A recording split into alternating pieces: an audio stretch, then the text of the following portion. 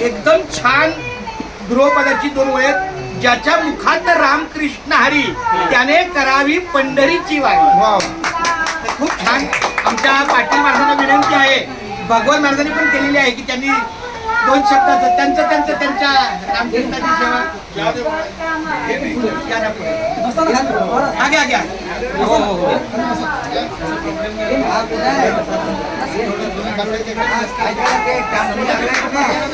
tempo आहे त्याच्यावरती या तिथे शिडी आहे, तिकडे आहे टेम्पोच्या बाजूला शिडी आहे